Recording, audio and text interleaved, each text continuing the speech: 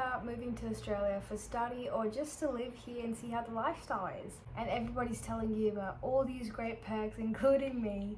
But here are some things that no one tells you. So if you've lived here, you would know these things. But if you've never visited and don't know what to expect, let me tell you some secrets that you'll learn when you come here. Finding a job, unfortunately, takes time in Australia. Even though there's so many opportunities, especially in major cities like Sydney, like I am, there are so many people here. Australian job market is competitive. So if you're coming here on a student or work visa, don't expect to land your dream job immediately. And employers may prefer local experience because it's within Australia and they're not on a visa. My advice is build a strong presence on LinkedIn. Go watch my resume tips video to know how employers prefer to see resumes here and in what layout. And be open to part-time work, casual work when you first arrive to build up your local experience. The second is the housing market can be brutal here. Finding a place to live, a challenge of its own, but cities like Sydney and Melbourne, rental prices are skyrocketing. Now here's what helps. Join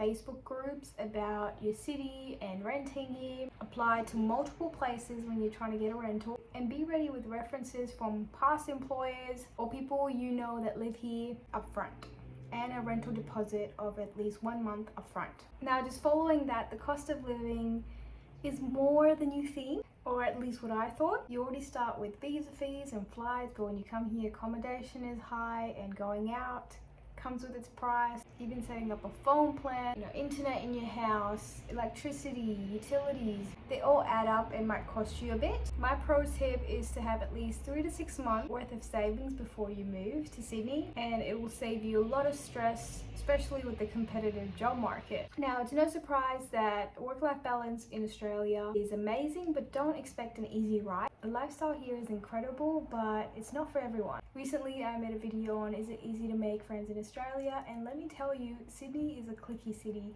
Like, it is known in the world to be the hardest to make friends. So some people struggle here with isolation if they don't try to get out their comfort zone or don't do the tips that I gave in my video. The solution is obviously to put yourself out there, join expat groups, and embrace the culture here. I even picked up the accent and a lot of other things, and I feel like it makes me feel more part of the community, and it makes all the difference.